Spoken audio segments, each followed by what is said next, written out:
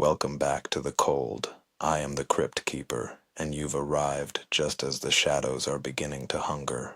I've pulled a fresh nightmare from the shelves tonight, one that's been screaming to be told. Have a seat, and listen carefully, traveler. The descent begins now. In the summer of 2013, a team from the University of Sheffield opened a trench into a low, grassy mound in a field in North Lincolnshire. They expected foundation stone. They expected the buried footprint of a Tudor mansion, because that is what 2 years of survey work had told them the mound was. What they found instead, about a meter down, was a child's skull, and then another, and then, laid out beneath their boots in careful, deliberate rows, 48 human beings.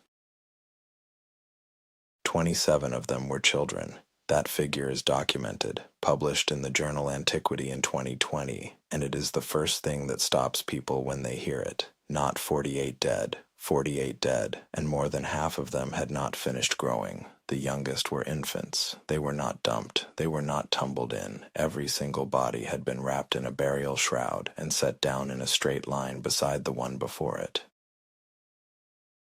Ancient DNA was recovered from the teeth. It tested positive for Yersinia pestis, the Black Death. Radiocarbon dating gave a window of 1295 to 1400, and ceramics and 2 silver pennies pulled it tighter, into the middle of the 14th century. This is the only Black Death mass grave ever found in rural Britain. Every other confirmed 14th century plague site in England is in London. This one was in a field, under grass, with a footpath running across it.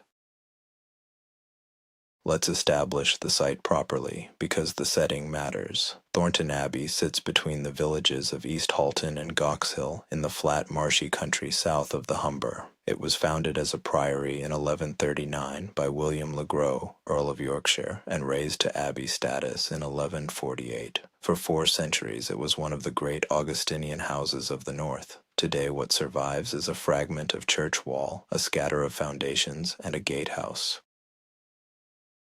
The gatehouse is the thing everyone photographs. Brick, built in 1382, 3 stories of it, still standing almost complete after 6.5 centuries, and that gatehouse carries its own story, one that has nothing to do with the grave, and everything to do with why nobody looked too closely at the field. When visitors came to Thornton, they came for the tower and the tale attached to it. The mound behind it was just a rise in the ground. It is said that an abbot of Thornton was walled up alive inside that gatehouse for practicing the black arts. His name, in most tellings, is Thomas de Gretham. The antiquarian William Stukeley claimed that in 1722 a sealed chamber was opened, and the abbot's remains were found seated at a table, a book before him, a candlestick beside it. Understand clearly, this is legend. It is not documented. A rival version puts the discovery with workmen in the 1830s. Another names a different abbot entirely. So here is the shape of the problem. Thornton Abbey has a famous ghost story that almost certainly never happened, and it has a mass grave that unquestionably did, and for 300 years the story people repeated was the one with no evidence behind it. Dr. Hugh Wilmot's team began systematic survey work in 2011. They mapped the earthwork south of the inner precinct wall. They labeled the mound a post-dissolution mansion. They walked over it for 2 full seasons before anyone thought to cut it open. Imagine the smell first. Late summer in the marsh country, and the air over the reed beds is thick and sweet and standing still. There is no wind off the Humber that year. The bells have stopped, not all at once, but the way a conversation stops, one voice at a time, until you notice the silence has been there a while. And along the causeway from the villages, people are carrying things. Not carts of grain, not sacks. They are carrying each other. They are walking toward a building outside the monastery walls. A record from 1322 names it the Hospital of St. James. Excavated foundations south of the grave are believed to be that building. It is where you went when there was nothing left to try. A hall, a floor, brothers who knew a little about wounds and fevers and nothing whatsoever about this. And that is the detail that settles into you slowly. These people did not die where they fell. They died where they had gone to be helped.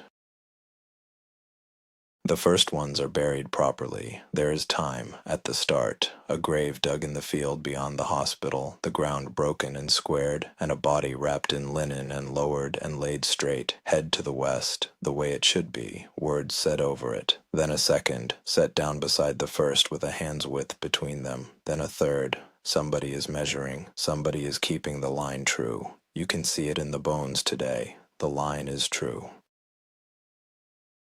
But the hospital keeps filling, and the wrongness does not arrive as a scream. It arrives as arithmetic, 4 in a day, then 9, then a morning where nobody can say how many, because the counting stopped in the night. The trench is lengthened, then it is deepened, and a second layer begins on top of the first, and this is the part that the earth remembers. The rows above are still straight, still shrouded, still spaced, still done the right way, by fewer people, in less light. 27 of the shapes going into that ground are small, some are very small, and whoever is doing the wrapping is wrapping them anyway. The cloth folded, the limbs arranged, the little body carried the 20 paces from the hospital door and set down with both hands rather than dropped. Do that once, and it is grief. Do it 27 times in a fortnight, and it becomes something else. It becomes a discipline, a refusal. Somebody in that field decided that this would not become a heap and held that line until they physically could not. And then it stops, not because the dying stopped, because the burying did. The last layer goes in and the trench is closed, and the spoil is spread back over it, and someone rakes the surface smooth. Grass takes it, cattle graze it, plows go round it, generation after generation, because it is only a rise in a field. 650 years pass over the top of those 48, and nobody writes their names anywhere, and the mound sits there behind the gatehouse, being nothing at all. I was 23 when I worked that dig. Undergraduate, third summer, the kind of volunteer they give the boring trench to. And I want to be honest at the start here. I don't have a monster for you. Nothing chased me. I still can't explain what I heard, and I've had 11 years to try. We were told it was a mansion, post-dissolution, 16th century, probably robbed out. I remember being disappointed. I remember thinking, great, another wall. The thing about troweling is it's rhythmic. You scrape, you sweep, you scrape, you go into a kind of trance. So when the soil changed under my blade, I didn't stop straight away. I did another 3 or 4 passes before my brain caught up with my hand. It was a rib, then it was ribs, plural, and then it was the top of a skull about the size of a grapefruit, and I sat back on my heels and said, out loud, to nobody, sorry, I don't know why I said that. It took the rest of that season and part of the next to lift them all, and what nobody tells you about a mass grave is how quiet everyone gets. There's no shouting, no excitement, just people on their knees with brushes, working very slowly, and the site supervisor saying numbers into a recorder. 12, 13, 14. We started calling them by their numbers because you have to call them something, and then somebody said we should stop doing that, and we did. We stopped that afternoon. The find that got to me wasn't in the grave. It was in the hospital building, south of it. A little pendant, a Tau cross, shaped like the letter T. People wore them as a charm against St. Anthony's fire. A protective thing. Somebody put that round their neck, walked to the hospital, and it stayed in the floor. That's documented, it's in the report, you can look it up, and it just sat in my head all summer that somebody had come here believing something might help. Now the part I don't tell people at parties. Late August, we were packing the finds van, and I went up into the gatehouse to get a jacket someone had left. Stone spiral stair, no lights, but it was still bright outside. Halfway up I heard someone counting, low, steady, a man's voice, the way our supervisor counted into the recorder. 26, 27. I said hello. It carried on. I stood there and let it get to 31 before I went back down without the jacket. So let's put the evidence together, because by 2020 the picture had hardened considerably. The antiquity paper confirms it. 48 individuals, 27 of them children, the first Black Death mass grave identified in Britain outside an urban setting. The layering of the rows indicates the grave was filled over several days, possibly weeks. That is not a panic, that is a process. And the Hospital of St. James stood roughly 20 meters away, which tells us where these people were when they died. Here is what the documents cannot supply. We do not know the name of a single person in that grave, not one. We do not know which village they came from. We do not know who dug the trench, who wrapped the children, who said the words, or whether anyone was left standing to say them by the end. The parish records that might have told us are gone. All that survived of these 48 people is the fact that somebody, right to the last row, kept the line straight. And it is worth sitting with the other absents. There is no documentary evidence that any abbot of Thornton was walled up alive. Stuckley's seated skeleton is a claim, not a record. Some tellings put the discovery in 1722, some with workmen a century later. Some name Walter Moulton instead of Thomas de Gretham.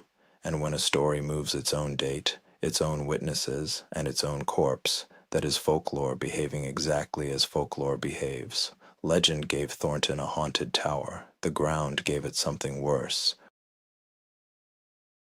Which leaves one question the excavation could not answer, and it is the one I would put to anyone who visits. The mound was smooth, perfectly, deliberately smooth, so evenly finished that trained archaeologists surveyed it twice and read it as a demolished building. Grass does not do that on its own in a single season. Somebody came back afterwards. Somebody, in a landscape that had just lost a large part of its population, found the strength to return to that field and make it look like nothing had happened there.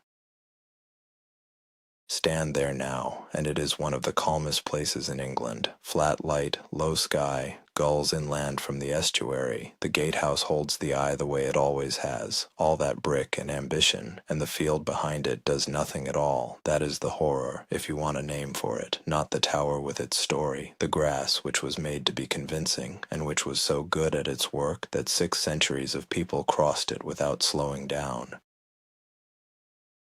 And something else is true of that ground, and it has nothing to do with ghosts. Every one of the 48 was covered before the earth went over them. Everyone was laid down, not dropped. 27 times someone did that for a child. Whatever else broke in that community, and almost everything did, that did not. The tenderness held longer than the counting held, longer probably than the people doing it expected to hold. It is the last thing they made, and they made it beautifully, and then they hid it. I went back once, in 2019. Public open day, my girlfriend wanted to see the gatehouse. I stood on the mound. You can. There's no fence. There's nothing to see. And a family walked past me eating chips, and the kid was complaining it was boring. And he's right, it is boring. It's a field. I keep telling people that, and I keep going back, and I've never worked out which of those two things is the honest one. I'll tell you the last thing, and then I'm done. That afternoon on the mound, I caught myself doing it again, counting, under my breath, without deciding to. And I got to 27 and stopped, because 27 is where you stop. And standing in that quiet field with the chips and the gulls and the tower, I had the very clear feeling that I hadn't stopped soon enough, that the counting had already been going a while before I joined in, and that when I walked away, it carried on without me. 48 people were laid down in straight lines by hands that were shaking, and then the grass came, and for 650 years it did its job perfectly. Somebody covered them so well that experts walked across them for 2 years and saw nothing but a pleasant rise in a field. That's the part I can't put down. I've been here since the first breath was drawn in the dark, and I'll be here long after the final embers of mankind have gone cold. If you wish to witness more of what I've gathered, consider subscribing and leaving a like. I am the Crypt Keeper. Sleep well, mortals.